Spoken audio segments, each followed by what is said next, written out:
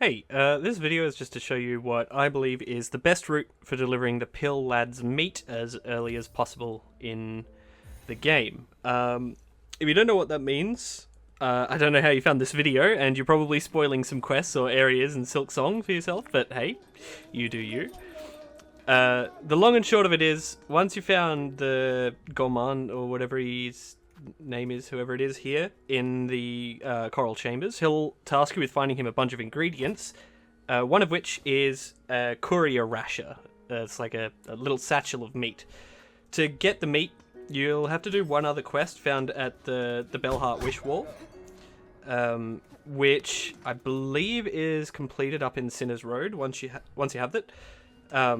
And after which the pillbugs will appear with an infinite supply of the meat for you. If you don't have any wish related to the pillbugs available, just go make some more progress and check back here every now and then. Eventually it'll be here. The Courier Rasher is both fragile and time sensitive, so you have to get it from Bellheart to the chambers within the time limit, and any impacts from things like taking damage or like long uninterrupted falls, it will damage the package and reduce the time that you have left. So it also means no fast traveling. You can't take the Bell Beast. I don't think you can use the pneumatic tubes in chambers either, but I mean, it wouldn't help you much even if you could. So here's the route that I'll be taking. There might be other routes that are available later in the game or with some further exploration, but this is the best I can see for now.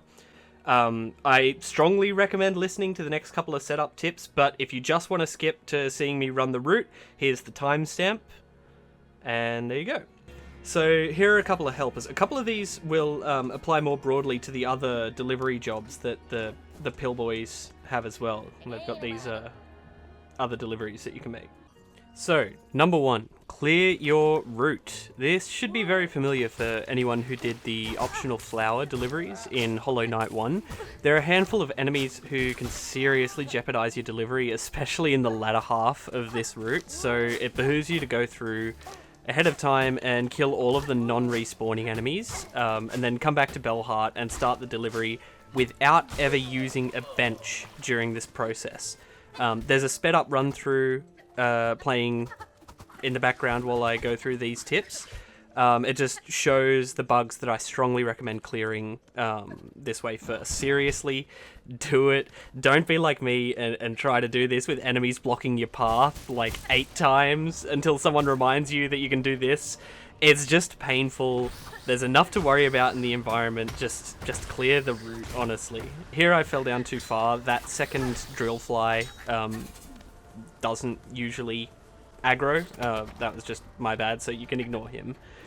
Went along. This guy can be really annoying. You really want to make sure we get him. Also, I think there was a slowed down clip earlier of me doing the like wall scurry. I didn't know you could do that. It's pretty cool. If you just dash into the wall that you're already attached to, you like dash up it, like scurry. And I bet you didn't know Wanderer could crit either. That's pretty cool. Anyway, I don't know why it doesn't tell you that, but yeah, all these enemies important to take care of. You've got enough to worry about in Blasted Steps that you really don't want to like have to worry about that too. Oh my god, my right arrow key just fell off. Oh my god. Whatever. We ball with no key.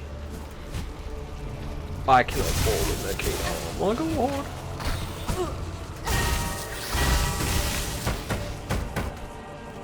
god. Kill him.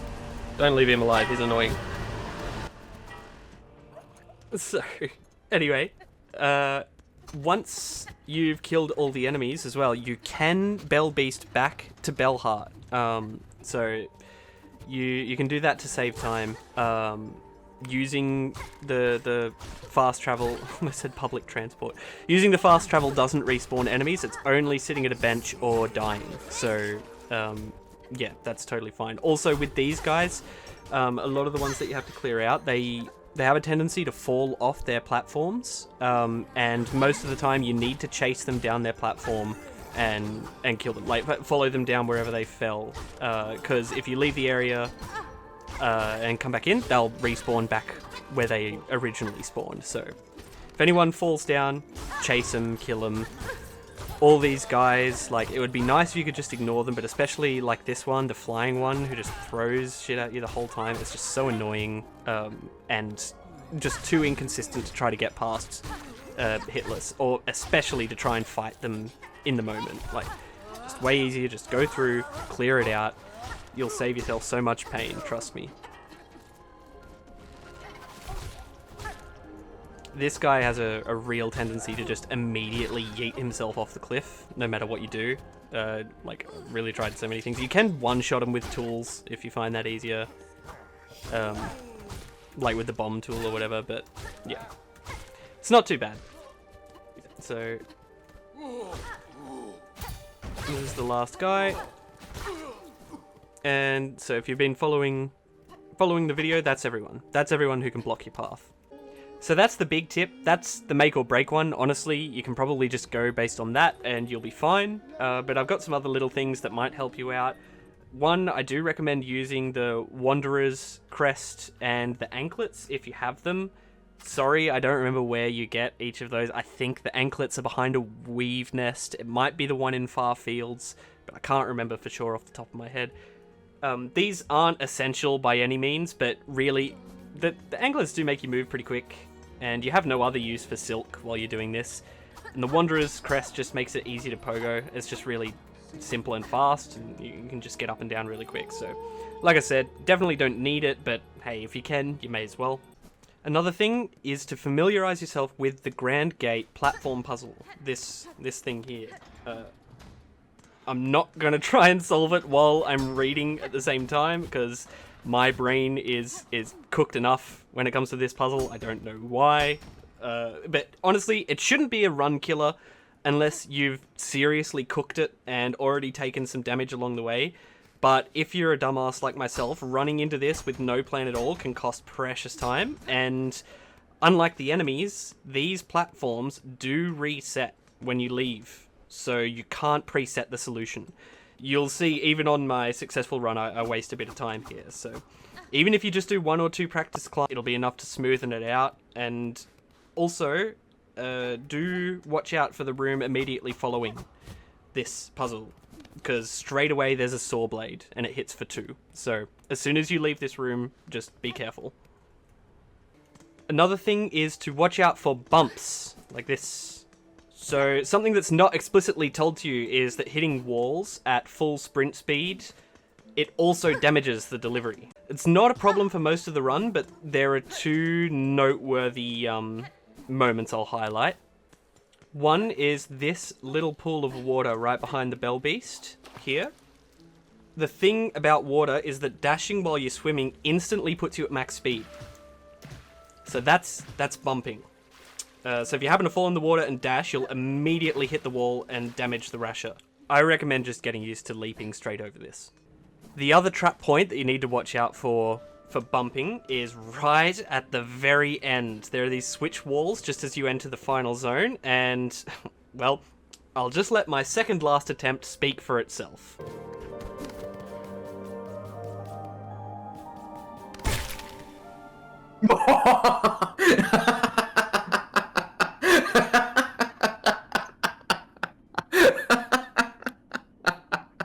There's no way.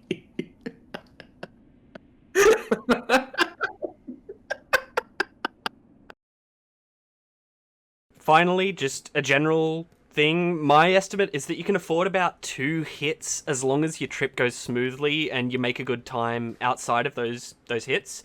It might be possible to complete it with 3, but you'd have to be so efficient with your pathing, if it's even feasible. Unless there's some other route that, you know, comes out that's easier later. But yeah, the environment in Blasted Steppes especially, it almost all deals 2 individual hits and damages your package twice. So if you fall here in the worms, I'd almost always recommend just taking a ride back to Bellheart straight away with this, unless you're super confident that you can make up for the lost time. And that's about it. Here's the recording of me completing the delivery on the already cleared route. Sorry, my mic wasn't actually recording at the time, so you can only hear my mate's one-sided convo, but Here it goes. They're probably tired of making meat. They're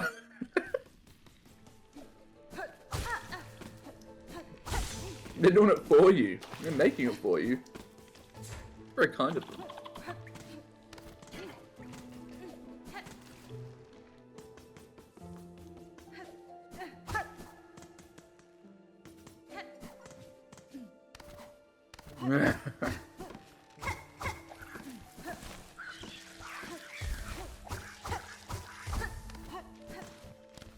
You can pogo so fast with that one.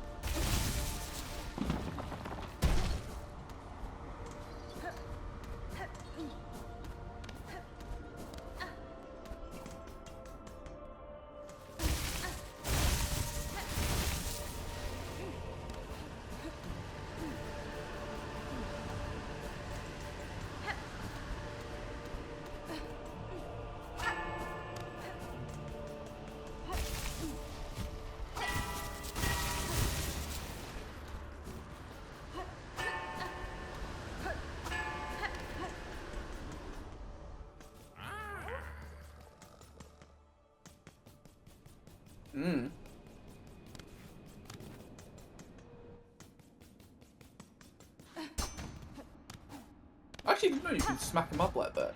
That would have made my life so much easier when I did that. There was only one jump that was sketchy.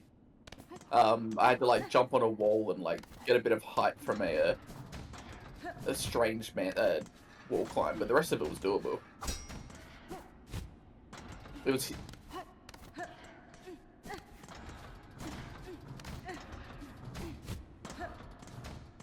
Yeah, there's one in particular. Well, there's one where you can't. Like, you're too high.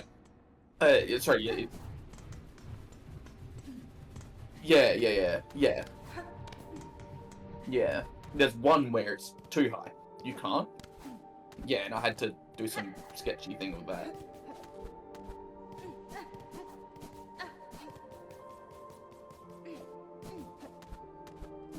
Yeah, no, I just didn't even think about it.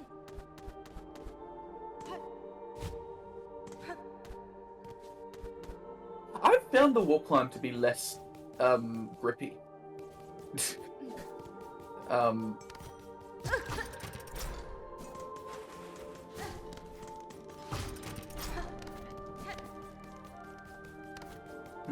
True.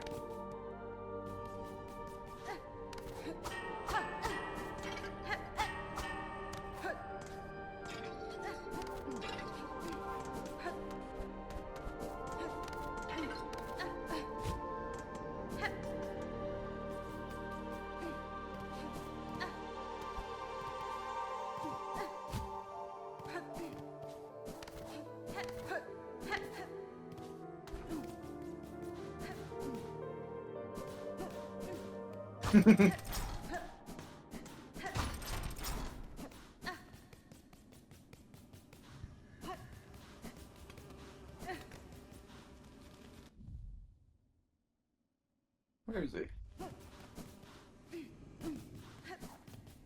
Oh yeah, on the far left, I fell a shot. Yeah. Oh, sorry, like through this one, and then... Is there not one up to your left? Back to your left now. Here.